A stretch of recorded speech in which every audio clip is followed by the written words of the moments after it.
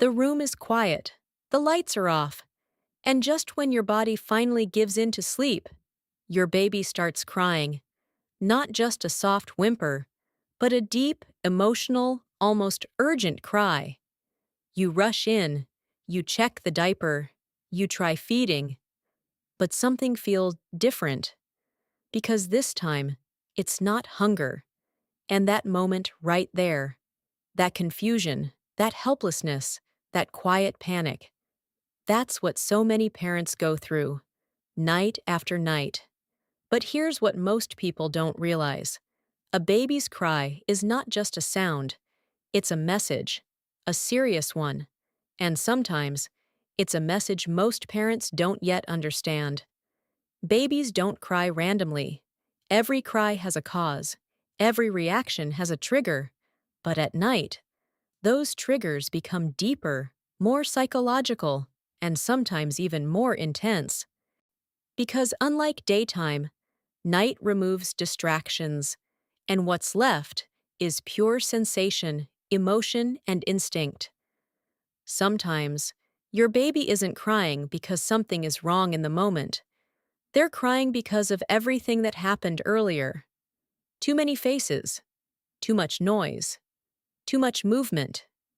Even positive experiences, like visitors, laughter, bright lights, can overwhelm a baby's developing brain. And at night, when everything slows down, the brain begins to process it all. That emotional release, it comes out as crying. What parents should do: create a calm evening routine, reduce noise and stimulation before bedtime, dim the lights early, allow your baby's brain to wind down. Because sometimes, night crying is just a delayed reaction to a busy day. Babies don't sleep like adults. They go through shorter, lighter sleep cycles, which means they wake up more often. They transition between sleep stages more frequently. And during those transitions, they can feel lost, disoriented, almost like they've been dropped into a strange place. That sudden confusion, it triggers crying. Not because they need something, but because they don't understand what just happened. What parents should do: don't rush immediately. Pause for a few seconds. Give your baby a moment to self-settle. Use gentle soothing instead of full stimulation. Keep the room environment consistent. Same light, same sound. Because sometimes, your baby isn't waking up to you. They're waking up to a world they don't recognize. Here's another reason. This one hits deep.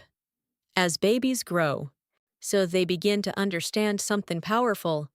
When I can't see you, where did you go? And at night, when everything is dark and they wake up alone, that fear becomes real. They cry, not out of pain, but out of fear of absence. They're not just calling for comfort, they're calling for connection. What parents should do: offer reassurance without overstimulation. Use a consistent bedtime routine. Let your baby feel your presence, voice, gentle touch. Avoid sudden disappearance. Ease transitions. Because sometimes, that midnight cry is simply saying, I need to know you're still here. Not all discomfort is obvious.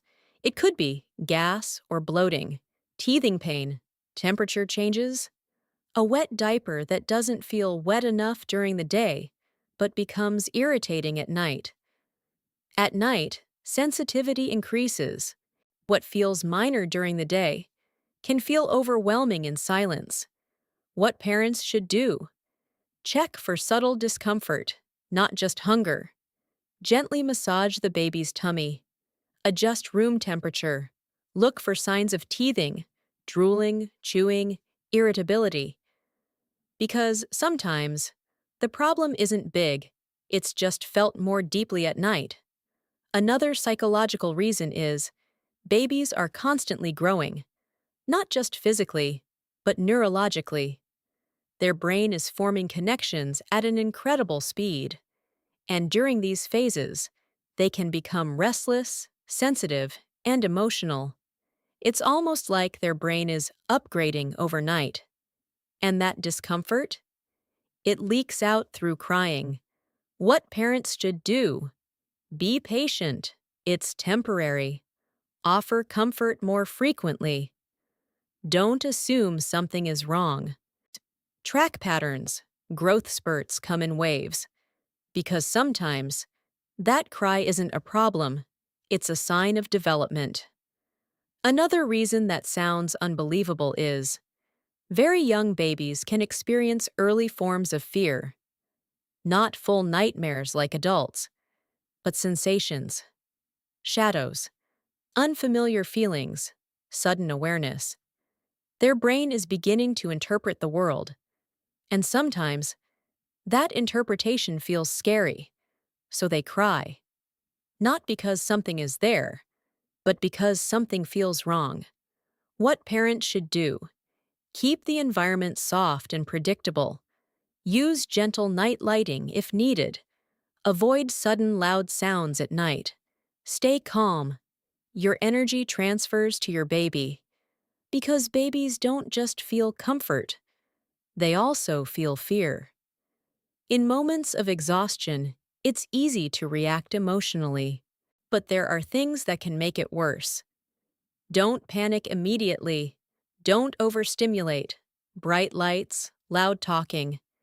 Don't assume every cry means feeding. Don't ignore consistent patterns.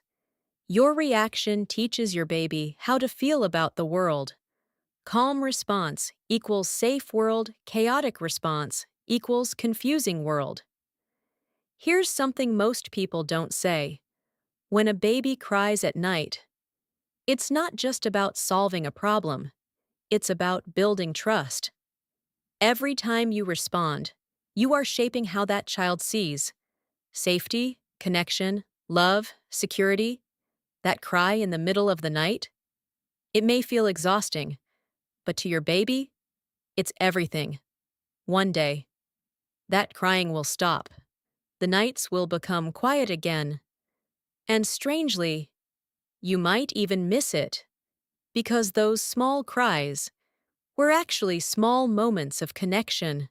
Moments where your baby said, "I don't understand the world yet, but I trust you to help me through it." If this opened your eyes even a little, then don't keep it to yourself. Share this with a parent who's struggling through sleepless nights right now.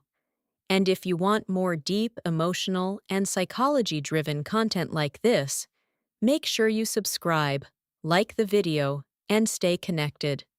Because sometimes, understanding changes everything, and the more you understand your child, the better you can show up for them.